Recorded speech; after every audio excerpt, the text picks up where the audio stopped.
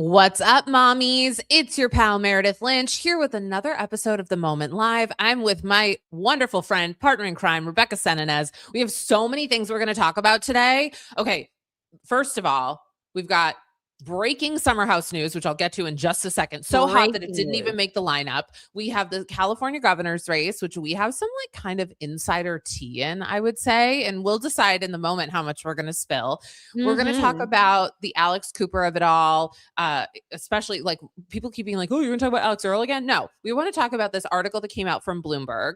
And we also kind of have some BTS tea to like drop in, you know? Right. Agree. And then we're so excited for this guest. We have Dr. Judith Joseph, who's like MD MBA coming in to talk to us. I love her social media presence. She's the real deal. So I'm so excited. But first, like, I got to talk to you about this summer house situation. Okay. You texted me first thing this morning. You were like, breaking news, things are happening. Explain it to me, please. Tell me what's up. So first of all, if you want to voice your opinion on this, because I know I'm going to upset some people when I say what I'm about to say, but if you want to get some, get your feedback in this, you have to go to the YouTube and watch on the YouTube and we will be able to see your comments. But that's right. Here it goes. Okay. So we all know the whole thing of like Ciara, West, Amanda, and it does appear that West and Amanda are actually dating whatever now. Sure. But yesterday was the Summer House Bravo reunion. And these are like these all day affairs where they talk about everything, right? Yep. Now, this morning, some leaked audio from the reunion comes out, which like is really not okay because I'm sure there's like NDAs. I'm sure there's like, this is all supposed to come out on Bravo, but someone leaked audio of Ciara, who had a relationship with West, who was best friends with Amanda, yelling at Amanda about her relationship with West. And I guess my thought process here is like, I agree with Ciara, not cool to go and be like sleeping with this guy and hiding it from your best friend and all this kind of stuff. I don't disagree. But Ciara said something that I have to be honest with you, I completely disagree with, and I have to say it. Please. Now I'm in. Okay. Tell me.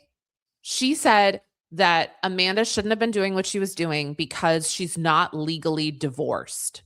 And I'm sorry, but I disagree. If someone is separated and their former partner knows like, hey, we're not together anymore, I don't care. Like, I really don't care. I don't think that you need a piece of paper if you're two consenting adults who've separated to be able to date.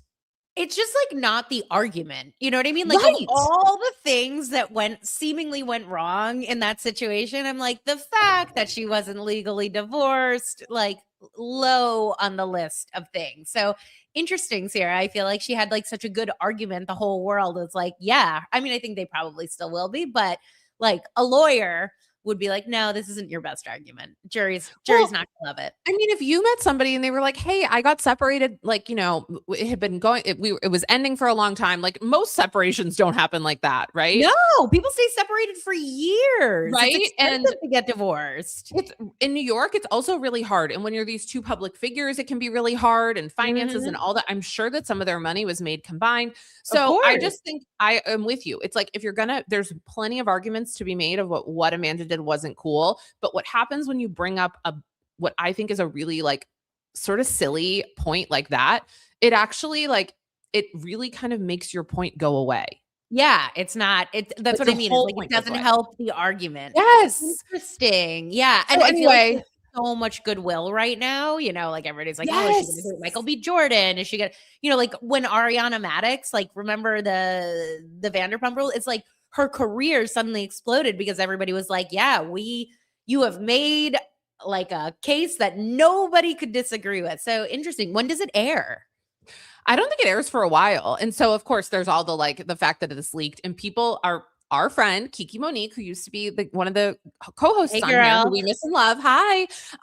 She said that I think it was her that said it. Now I can't remember. Oh, whatever. But somebody said that it appears it was leaked from like backstage where someone was watching like on the monitors. So like, I don't think it was like a cameraman or woman who leaked it. But anyway, I just think like, I know people are going to be mad at me, but I disagree with the whole like, you need to have the piece of paper signed by the judge in order to be dating someone. That's bullshit. Like of all the things that went wrong in that situation. Interesting. I bet you it was leaked by Bravo. And he says he's not happy this morning though. Yeah, but wouldn't you if you weren't like, you know, I don't know. I think that it's like, it keeps the drumbeat. You're right. It does keep it going. It keeps the drumbeat going. Like, I totally understand Andy, the face of it, who's like supposed to be like the ringmaster, being like, oh, I hate that this was leaked. But like, I don't know. We're here talking about it today. I think it was probably leaked purposely by somebody. That's Speaking of leaks, let's talk about the California governor's race, because somebody up on that stage had a bad leak one time. That is Ms. Katie Porter. But yeah, so they had a debate the other night. Did you see it? Yep. I only saw clips of it. I don't have cable TV. I'm like a millennial cable cutter. And so I only saw clips of it, but we've gathered some clips. But you and I have actually, like on Tuesday, we sat in on a creator call with Tom Steyer and Matt Mahane, who are two of the candidates. We've interviewed Xavier Becerra. We've tried to get Katie Porter to come on the show. She has not responded. And so Katie Porter, this is your opportunity to join us here on The Moment. But so I think that we've gotten sort of like a firsthand look at some of these candidates. Right. We've had a lot, like we've been able to be in spaces with these candidates, with the top candidates, with the exception of Katie Porter on the Democratic side. Yes. And so I think, you know, any impressions? I'm not asking you who you're voting for. I just am curious of your impressions. You know, it's a shit show. Let's just like start with that. It's like the whole thing feels like a shit show to me. I want to start with Tom Steyer because, you know, we were on this call with him and he keeps on saying, I'm the most progressive candidate. I'm the most progressive candidate. I'm the most progressive candidate. And I feel like for me, when I scratch the surface, I'm like, but what makes you the most progressive candidate? And it feels to me like he's like, I'm the most progressive candidate because I'm the most progressive candidate. But I want to play a clip from the debate where he's asked, because he is a billionaire. And I feel like that's sort of the biggest sticking point is like, wait, you're a progressive, but you're a billionaire. And so I want to play this clip and talk about it. Tax me more. How much more? And there's nothing preventing you from paying more taxes.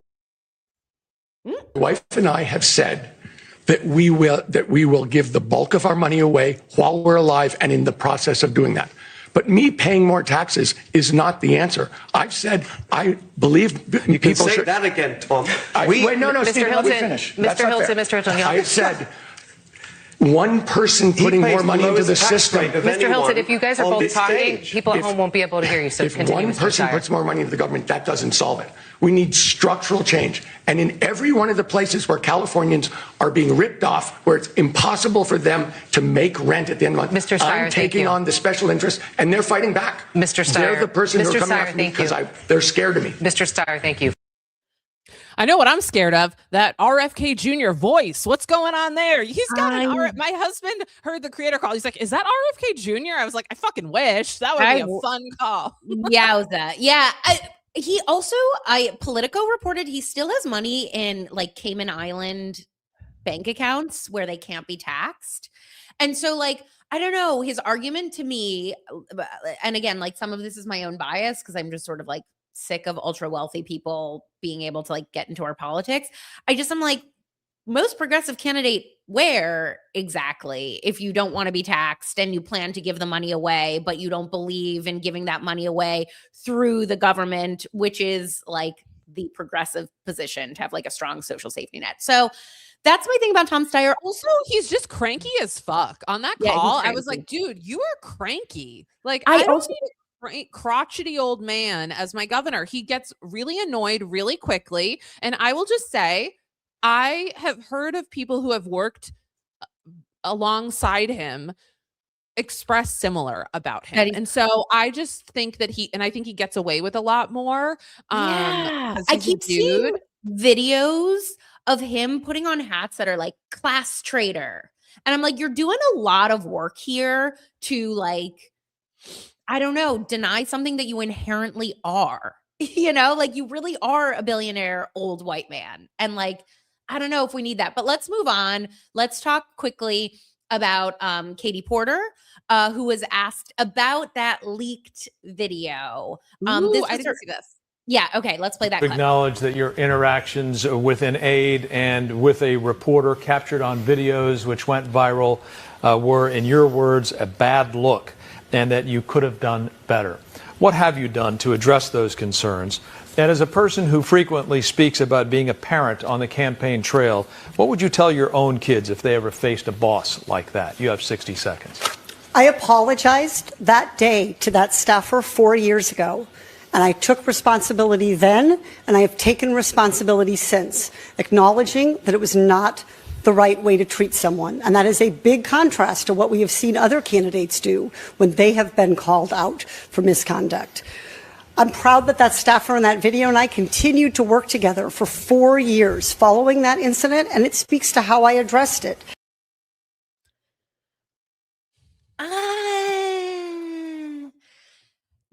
Tell me what you think. Tell me what you think. Sometimes I'm like, I don't know, maybe it's my own internalized misogyny that I just can't get over the way that I've seen her speak to working people around her. What do you think? And sound off in the chat if you're on YouTube and you have thoughts on this, and like I'm internalized misogyny here that I can't get over this. You clap back at me. But what do you think, babe? I mean, I just think I've heard numerous things about her beyond that video. It'd be one thing if I was hearing like, hey, I've heard from people who worked for her.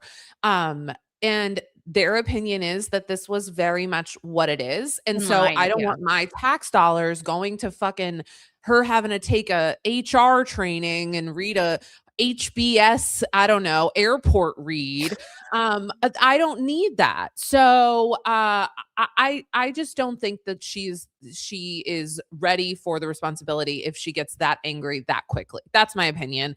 And also like she dumped mashed potatoes on her husband's head. Like it's not just like, oh my God, there was one clip where it was like, oh God, like, because here's the other thing. If they continue to work together, there are also I don't fuck with these relationships, but there are also relationships, and I've seen them at different workplaces where the staffer and the boss talk to each other that way, which I would not be shocked if it was like, I've worked with people who it's like, oh my God, the boss and that person, like they fucking get into it and then they're all good. That's a dynamic that I don't like, but it is a dynamic that works for some people. So anyway, I just think like it is a mess. That's just the thing. This California governor's race is a mess.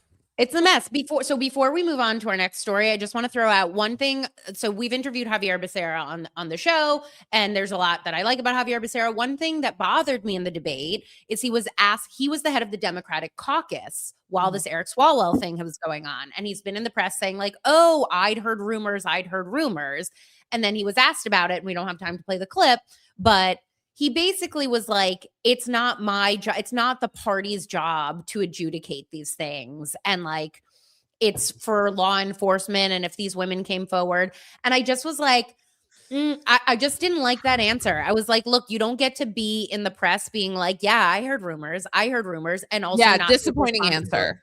Disappointing answer. And I'll say this.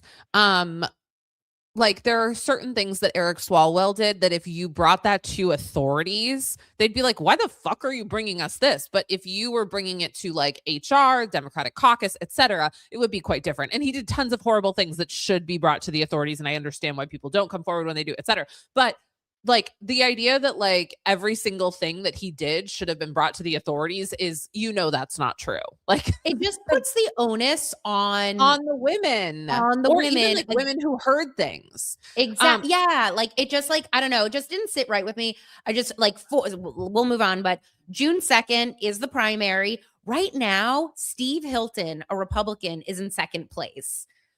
According to polling. And so, it's interesting. It's still messy. I'm glad we got to hear them.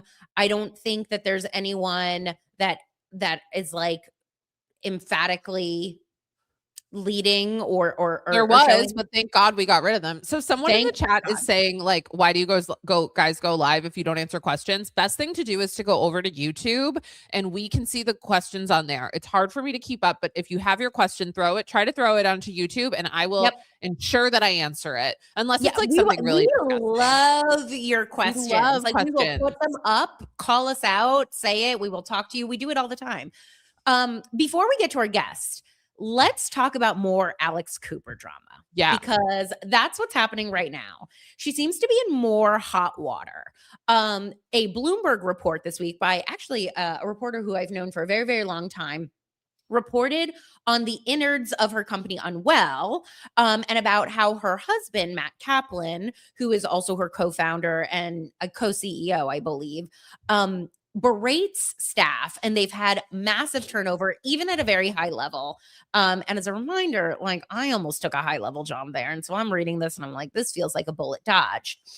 Then Bloomberg also reported 2 days later, in that span, Unwell had an all hands meeting to address the allegations here, which is like very common for these companies. And neither Matt nor Alex showed up. That is not common. And to me, that says they were not prepared for this. Like, this was not something that they knew was coming or that they were responding to. And it also makes me think that the Alex Earl video she dropped, she may have put her foot in her mouth. And by the way, I have on good authority that there is a much bigger article about to drop in one of the big glossy magazines. So let's talk about the Alex Cooper drama. Well, I mean, I guess like one of the things that I think people are going to say is like, how accountable do we hold women for the actions of their husbands? And I think that's always a good thing to talk about, but not everyone is co-running a company with their husband. Period. So I think like when your husband is like your co-CEO and all this kind of stuff, like there's a different level of accountability. And if the idea is that Alex doesn't know all of this is happening, then Alex isn't this stellar businesswoman that she's been made herself out to be. If you don't know that your husband's like this and the culture's like this, then you're not involved. And I don't think you're this like incredible. And I also like, I mean, I think Alex Cooper is like a good businesswoman. But I'm not like blown away. Like when I we're agree. doing these conversations, I'm like, and I'm not saying that I fuck with everything she's saying, but like Emma Grede for me feels like a much more impressive businesswoman. Oh, like I'm for sure. much more impressed by. I'm more impressed by her than like a lot of other, women in business, to be honest. But so I think this idea that Alex Cooper is this genius businesswoman is also crumbling with this story. Well, I think so. I think this is a really good point. Is Emma Grede is a businesswoman who turned into a personality. You know what I mean? Like, she translated her money and her business acumen into a public figure position. Alex Cooper was a hot girl on Barstool who started a show that like hit some really good places. I think she's an excellent marketer.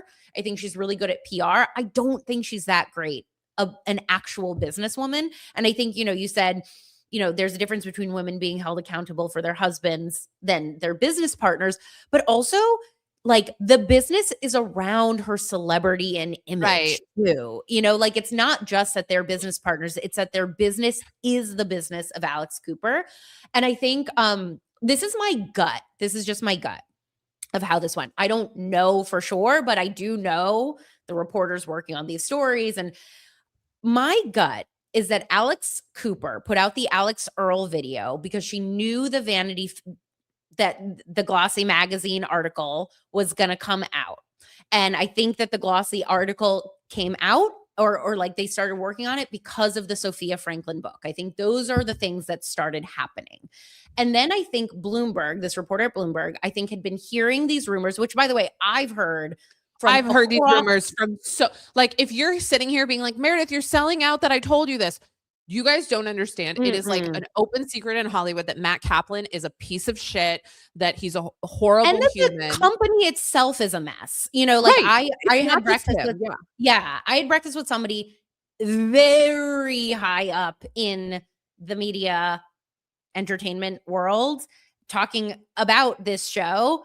And he was like, don't go there. Unwell. Like Unwell does not have a good reputation as a business, let alone her. But so I think she released the Alex Earl video thinking it would distract or at least get ahead of stories that are coming out in the Glossy magazine. I bet Alex Earl is sourced in the Vanity Fair article. Oh, for sure. And I think at Bloomberg, this reporter that I know probably had been hearing these rumors forever, saw the Alex Earl thing and was like, zoop, zoop, zoop, zoop, zoop, put it together and put it out there. And now it's become a wildfire. Like if Alex Cooper had been prepared for this Bloomberg article, she would have been at that all hands meeting. And like the fact that they were not there to me is just like, this thing is out of their control and they yeah, like, I don't think she's in Well, control here's the of the thing. story. If you're going to sit here, because I know what people are going to say, they're going to say, well, you know what? Matt Kaplan gets the job done. He yells at people. He gets the job done. I'm like, you know what? I hope you enjoy voting for Katie Porter. Yeah. Because Yeah, if that's you don't, so true. like, I guarantee you are the same, not necessarily, but I guarantee some of these are the same people who are like, I don't like the way she spoke to her employees. It's the same thing. And like, That's so I don't true. think that screaming at staff is appropriate. No. I also think that like it can be subjective of like what someone considers like yelling at staff or berating staff. I do think that can be subjective, but I it think sounds like multiple people right, were that's doing what I it, mean. and Like, yeah. yes. And in the article, she's very specific. And again, I know this reporter. I've known her for many years. She's incredibly well sourced. She's like, this is not a smear campaign. This is a real reporter who does. Oh my God, I know. People putting in the chat, people putting in comments that this is a smear campaign. You guys, like, this is where you have to be a little more respectful to these journalists. Who, no, like I've known this like this person is she knows everybody. She is a great reporter. And in the content, like I read the article, and in it, she's very clear is like some of the people who left set, like these weren't like 22-year-olds on their first job. These are people who have like seen a lot. Seasoned people who are like, this is unacceptable. So speaking of unacceptable and mental health and dealing with a complicated world, I'm really excited about this. We have Dr. Judith Joseph with us today.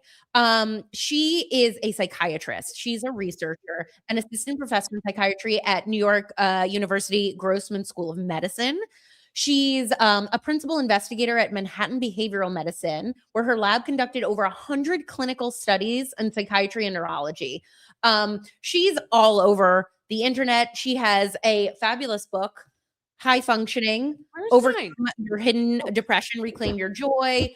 You see her all over TikTok. She has great videos. She has great videos. All of this to say is we're doing a little mental health wellness check and a wellness check on how the internet talks about mental health. And so with us today, we have the brilliant Dr. Judith Joseph. Hello, how are you? Good morning. We're better now that you're here. It's okay. Nice to see you all. Right off the bat, I'm like obsessing over this story, and I feel like you spend some time in Boston. Am I correct in that? Yes. Okay. I work with Harvard a great deal of the time, helping them to get other health professionals online to spread correct information to combat misinformation. A little bit with maybe Demond Martin, right? I'm a huge Demond fan. Oh, yeah. Yes. So but I got to ask you this. He's awesome. Oh my God, he's the best. Yes. Okay. So I'm obsessed with this story right now. It's Diana Russini, who is the journalist who used to cover for the New York Times, the NFL, and then Mike Vrabel, who's the head coach of the New England Patriots. And obviously it's come out that maybe they had some type of relationship, but now we're finding out they've been together since maybe like March of 2020 is the earliest, and now they're still together in 2026. They're both married, etc. I guess my question to you is like, when you hear about that from you, that is not just like a, hey, I had a one night stand and I cheated. Like, I feel like these two should make it work. And I'd love to hear your hot take. If you have a hot take, I know you can't diagnose them, but what's your hot take? Well, it's interesting because I as a psychiatrist, people come to me with all their secrets and I never share because that's, violating the oath that we took. But I will say that over the years, I've heard many different reasons for having relationships out of your marriage. Some of them were consensual. Some of them, the partner knew. Most recently, like the most viral moment was that couple at the Coldplay concert, right? And then she was recently on Oprah talking about, hey, guys, you didn't know this, but my husband and I were not together. And actually he was there. So like a lot of times we from, our own cozy positions judge others, but we never know what's going on behind closed doors. Now, I don't know the people you're mentioning. I never met them. I don't know what their situation is, but I will say that in my years of working with different clients, there are so many different scenarios. Right. So like, just be aware of like your own position of like, maybe for a lot of times people have strong feelings about it because maybe they were cheated on, or maybe they were like, children in the products of divorces where there was a lot of infidelity. And so a lot of times we have our own feelings about infidelity that we're bringing into our judgment of others, which is fine. We're human, right? We do that. Sure. But there are many reasons why people have these type of relationships. Good answer. We got to check our bias. Yes, for sure. Yeah. I wonder, so you were talking about how much you work on like getting good information out there. And I feel like whatever my algorithm is like very attuned to like mental health stuff. And there's so much out there that I'm like, this is bullshit. That's bullshit. Or somebody's trying to sell you something. Or even, most recently, I don't know if you've seen this, but a popular creator, Therapy Jeff, has gotten a lot of flack for saying that there needs to be a hotline for sexual assault and also putting his own like sexual. But wait, can we just clarify? When he says a hotline for sexual assault, he didn't mean people who've experienced it. He meant people who are considering committing it. Yes. Okay. And so, yes, exactly. So like putting out information that it's like, I don't know. So I wonder, as somebody who like built their career as like a true clinician and like then transferred it to the internet, how do you think about that? And how do you discern what is good mental health information and what is trash meant to like make us buy stuff? Well, I recently started following that, and I think I saw that he had to like clarify, or he put out a statement saying, "Oh, well, I'm sorry, I shouldn't have said that," and I think he clarified it, but I can't speak for him, but I do know that from a perspective of someone I've actually done clinical research in PTSD. I've actually treated patients who have went through horrific trauma. It's so horrific that they can't even work, right? And I think there is not a lot of information about what to do about, perpetrators. And when I started looking at the Epstein files and I started creating content around that, I put out the data that is known, which is very little, and it's usually criminal justice data that shows that, the few successful programs that have been able to rehabilitate or address these problematic behaviors that are violent, that are targeting women and children, the few data shows that the most effective interventions for people who actually want to change. I mean, believe it or not, there are people who do want to change, and I don't want to speak for all, but there are some people who actually do voluntarily enter these programs to change, that it's a combination of a type of behavioral therapy that works and also chemical therapy. So basically medications that target their hormones so that they are no longer feeling aroused, period. So it's like chemical castration.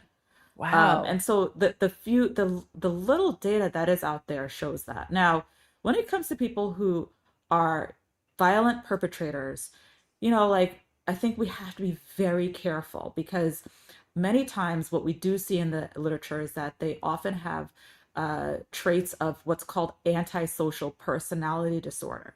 So this is what the layman would say is a sociopath or a psychopath, right? But when you have that, these are the things that you experience: a lack of empathy, a sense of entitlement, a need for power, rage, and just this sometimes very cold, calculating nature. Now, people will say, well, okay, well, aren't these people hurt themselves? Don't they have histories of trauma? Yes. But the majority of people who have been traumatized do not go out and perpetrate crimes. Thank right? you. So That's how explanations are like, not excuses, right? We're explaining how they became this way. We're explaining how perhaps their brain may have shifted and changed, but we're not excusing it. And we have to be very careful about that. And so I think that that's where a lot of the negative backlash came from, because people are like, wait a second, you're making it seem as if these people are the victims, that they could be rehabilitated. But many times perpetrators, I would say most of the time, I don't want to like speak too broadly, but they don't want to change.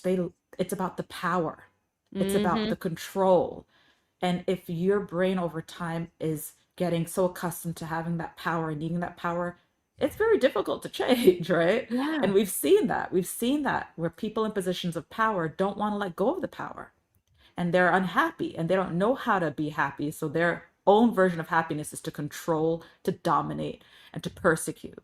And we should be very careful about, a narrative that shows that they are the ones that need to be helped. It's the victims.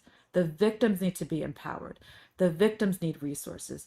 The victims, the survivors, they need to be seen. They need to be heard. Change has to happen so we prevent further victims, further need for survivors support, right? We need to eradicate this. And the best way to do that is to support the survivors, the advocates, and the victims.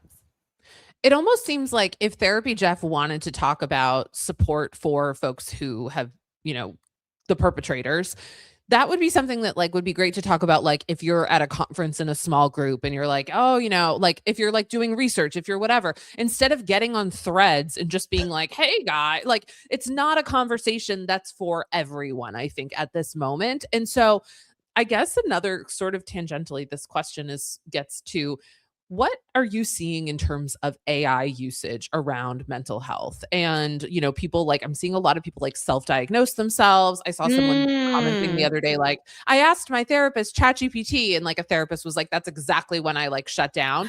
So what role do you think AI can play in mental health? And are you seeing it help? Are you seeing it hurt? What are we seeing? Yeah, I see a little bit of it really helping very overwhelmed ER doctors, very overwhelmed primary care physicians who are seeing, believe it or not, there are clinics where people see 20 to 30 patients a day. Yeah. I mean, it's really a lot. And so I see it helping them, because when you think about it, when you go in to see a patient, I used to be an anesthesiologist. And during my anesthesia training, we had to do internal medicine, and I'd be in those clinics. And I'll tell you, you're there and you're just you're trying to do so much at once, and also trying to give your best to patients, right? Sure. But it's very difficult these days because insurance has it so that you have to code certain things. If you don't code this and you don't code that, then the patient's going to have to go out of pocket. And it's just a lot of pressure for a doctor. Meanwhile, you don't want to be the mean doctor who's not making eye contact, who your patient's going to be making a TikTok about. This is why I don't go to, there's just so much for doctors, and they don't get paid a lot. They really don't. I would say most of the doctors that I know who are in clinics, they're doing it because they just want to help others. Right. But they're really overwhelmed. So in those cases, I've seen AI come in or these companies, these tech companies help with medical scribing. So you have a doctor and you obviously need consent, but the AI is picking up on certain things from the patient. And it's actually helping doctors to formulate a better diagnosis based on the information from the past charts, based on the treatment failures, the treatment success, based on what's happening in the session. So the doctor can actually sit and, make eye contact with the patient, right? Because they know that AI is getting all the information. They can be the human. Sure. Yeah. Right. Yeah. So I've seen that be very effective. And I think that's going to help with a lot of medical errors. And that's going to save a lot of patients' negative outcomes and save a lot of lawsuits. The flip side of it is in mental health. I don't think that you can just apply AI to all fields of medicine. Mental health is very different. In psychiatry, we're medical doctors, but we are mandatory reporters. So if I hear about something happening that is not okay, I have to report it. And AI is not going to. In fact, the studies are showing, Common Sense Media put out recent articles showing that AI in mental health is a sycophant. It tells you what you want to hear.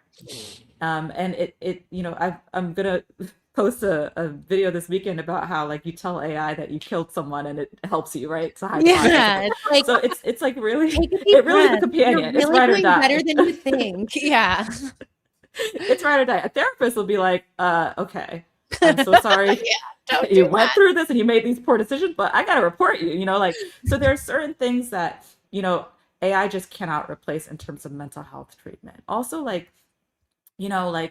with the therapy in itself, when you are with a therapist that you trust, that you're seeing over time, what happens is that your biochemistry, your brain, your attachment is happening with that therapist. Yeah. There's a term in therapy called transference and transference, where the therapist is changing with you, you're changing with the therapist. You're basically jumpstarting your development. You can't do that with a machine, right? Nor should you be, because a machine has never lost a mother. A machine has never had a breakup, right?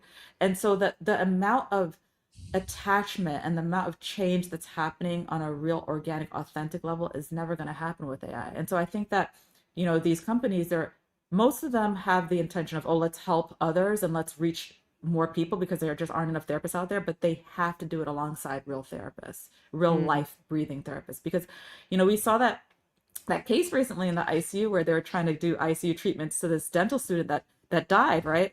Like, I don't want, this recent case where they tried to replace like in-person doctors in an ICU with like tele ICU. And then, if you think about it, if an AI machine is, or like a program is telling you, oh, I'm so sorry you had a miscarriage. It's like, well, okay, how sorry are you? Like, what do you understand right. You don't about even know losing, a child, right?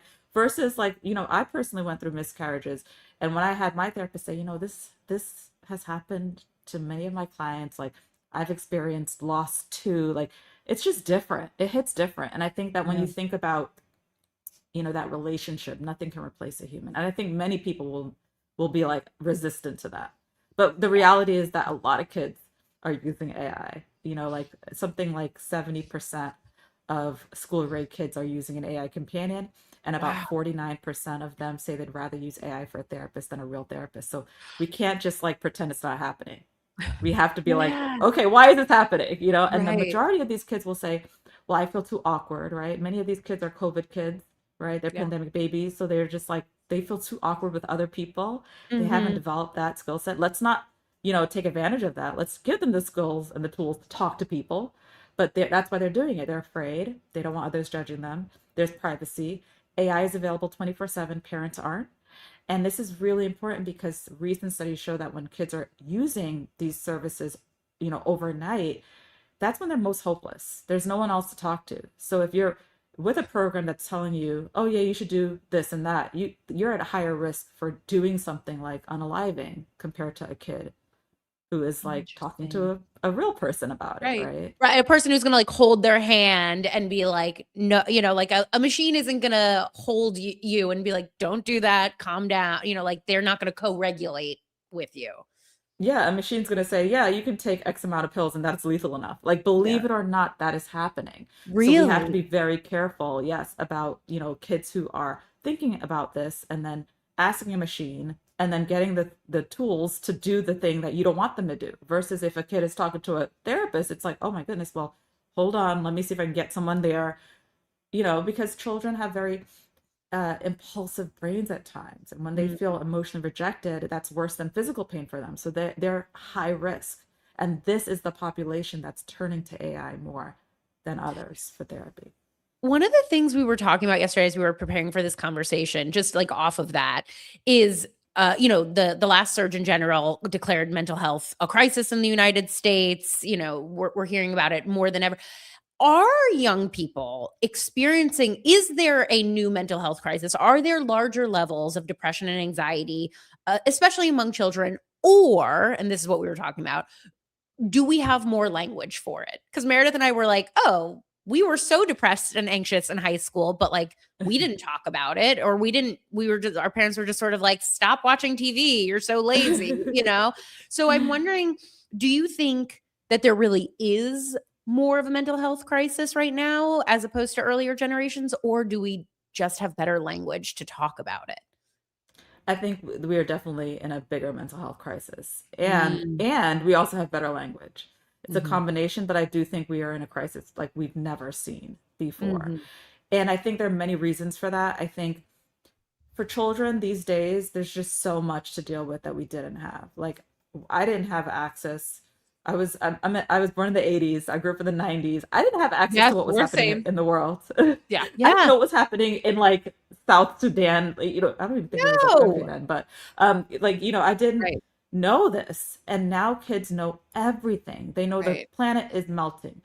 They see these images online. And also they don't have the protection. Like, I was a nerd. I got bullied, but when I got home, the bullying ended. If you're getting bullied at school, that bullying continues online. That bullying could be 24/7. That bullying could stay like as a static picture or like, spread through Snapchat and could be hidden way easier. So there's just so much going on. Technology has made it hard to just be a kid. Technology has made it difficult to unplug because they're not like, I have 3 siblings. We were out playing in the yard. You don't see that. I live in Manhattan, and like I go to the playground, and it's not like, for the amount of kids in the city, there should be more people on the playground, So there's just so much in the way for kids to get their points of joy. The foods they're eating is more processed, so they're not getting that natural like nutrients. Their parents are overwhelmed. Parents are just overworked, so they're just not as present. I think they have a higher uphill battle for happiness. And every year, the World Happiness Report puts out a happiness curve to show like just how happy is the world. And this is not just the United States, this is the entire world, right? Usually it's a U-shaped curved, right? So like U-shaped in that the younger generations have high happiness, then you get to midlife and you're like, well, and then like the older people are happy too because they're retired, they're in their gardens, whatever, with their grandkids. For the first time in history, that U is turning sideways. The young people are unhappy. So the data is real, and it's not just our country, it's the world. So we are in a happiness and a joy crisis. And then the most recent World Happiness Report that came out for this year shows that perhaps the key to this crisis is kindness. And so I'm attending the World Happiness Summit. I'm speaking in a couple of weeks, and the focus is kindness. And this world, there's just like not enough kindness. There's not enough empathy, and the kids are feeling it. Children are deeply empathic people. My patients in Manhattan, when they come to see me and they're like, oh, I saw this unhoused person on the street, and it hurt my heart. And their parents like high powered, and it's like were completely unaffected, right? Children are just really deep feelers. They care, and the younger generations, they do care about their peers. They will be the first to say, this is the people, joke about Gen Z, but you know what? They say, if my peer is not getting ahead, I don't want to get ahead. They're deeply empathic people. And I think they're our last hope. They're our last hope. That is cool. Yeah. Dr. Judith Joseph, this has been amazing. I want everyone to pick up your book, High Functioning, Overcome Your Hidden Depression and Reclaim Your Joy, which I think Rebecca and I could still benefit from to this day, not just high school. Can you remind people where they can find you? Yes, you can find me at drjudithjoseph.com, and all the socials. I'm Dr. Judith Joseph. Thank you. And she's so the much. real deal. I just love like of somebody who's like put the work and the time and the education in. Like it's just like this is a good source of information, friends. Oh, thank you. Keep doing what you're doing. It's so important. Thank you, Dr. Judith Joseph. Thanks for having me. Bye. Wow, that was fascinating. So interesting. I think like, especially the fact that like there is a mental health crisis. We are better at naming at it. Gen Z has different sort of things that resonate with them. One of the questions that like I did keep thinking about that we just didn't have time for, so we'll have to have her back, is like, the idea of like, it's the chicken or the egg, because one of these reasons that like kids are more on their own is because parents have to work more, because it's like when I was growing up, like my mom worked a little bit part-time, and that was enough for our family. And I think like that was very common in my neighborhood. Like, even though people weren't super wealthy, like a lot of moms could stay home or work part-time. And like, that's just not an option anymore. Yeah, I know. So much of this. Yeah, I agree. I was like, so much of this, it feels like a circle down the drain in some ways. Like, I wish I had a better. I do think it's a good thing that we have language for it, I think, but also the AI part. And she made such a good point, and I hadn't really thought about this, is like the idea that specifically at night, when there's nobody else there, they have their phone and they're able to talk to an AI. Like, that's such a vulnerable time that like when you and I were kids, it'd be like, okay, I'll go watch like 12 hours of Nick at Night. You know what I mean? Like, right. Or it was a different. The world is so expensive, right? Yeah. So people don't have as big of families, because I would just go talk to my sister.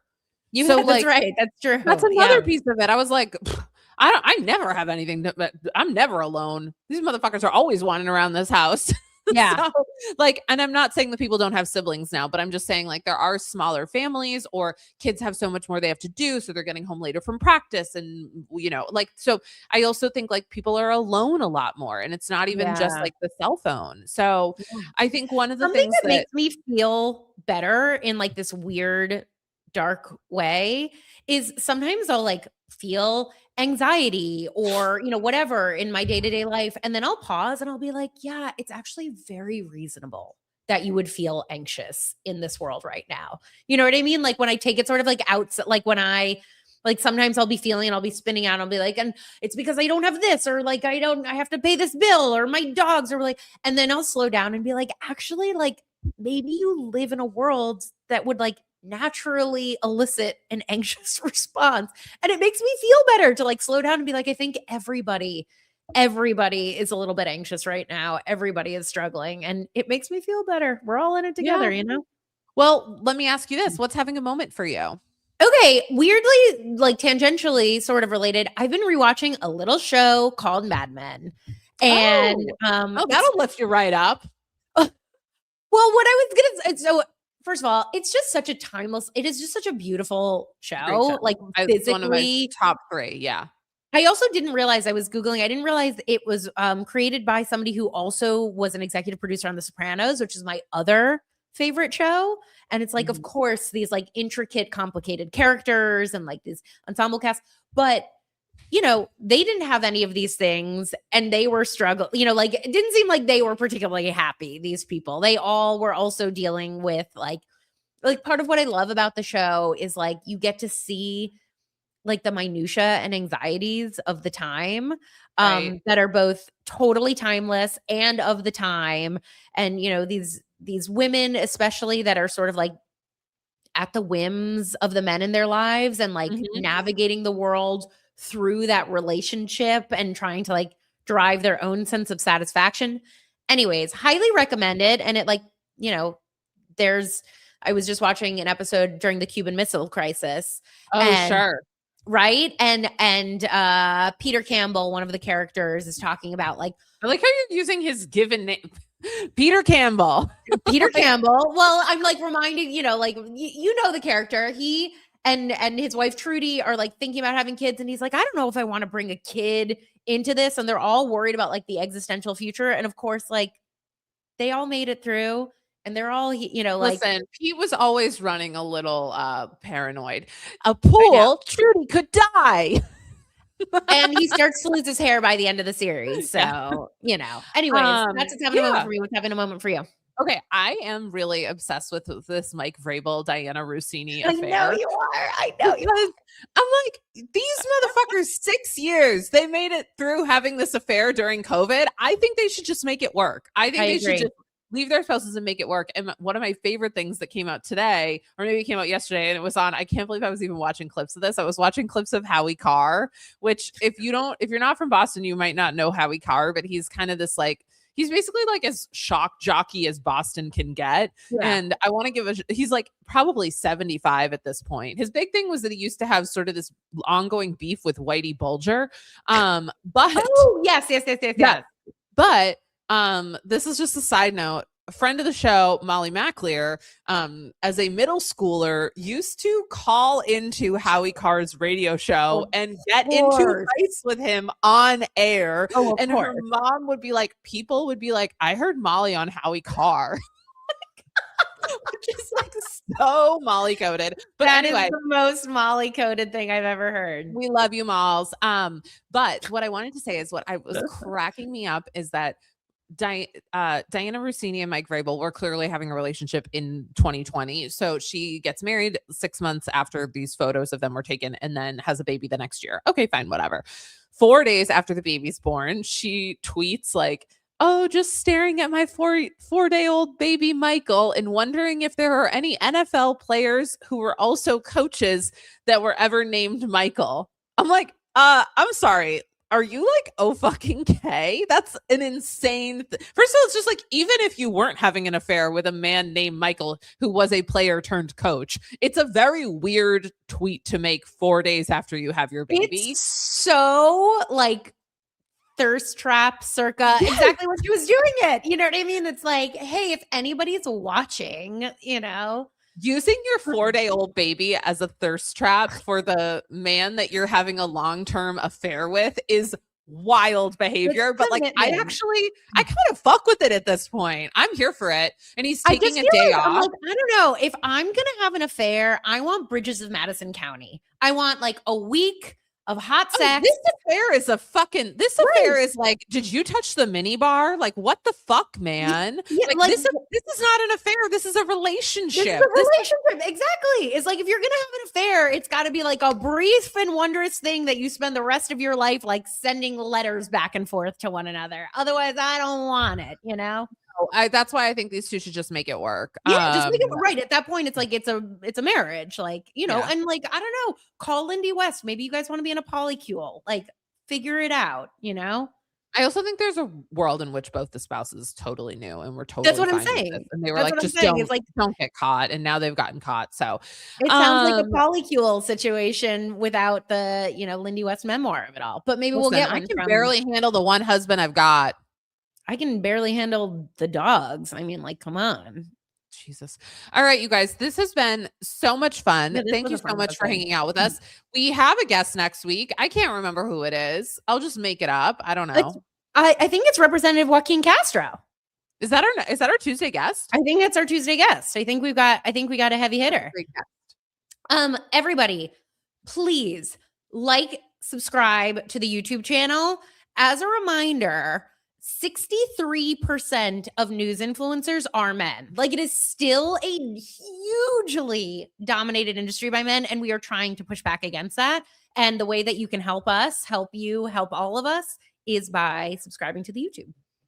Somebody just wrote in and they were like, wait, as a person who has had a baby, they shouldn't give new moms phones. I'm like, what? Are you all subtweeting your man that you're having an affair with? Like, yeah, I don't think that's really. Vienna, drop it in the chat because you're the only one who's had a baby here. You guys, thanks so much for hanging out. We'll be back on Tuesday with Joaquin Castro. As always, thank you to our guest, Dr. Judith Joseph. And for the love of God, subscribe to this, because where am I going to go work? Unwell? They're not going to take me. No, I would never berate you. I would never. Okay, bye, guys. Bye, guys.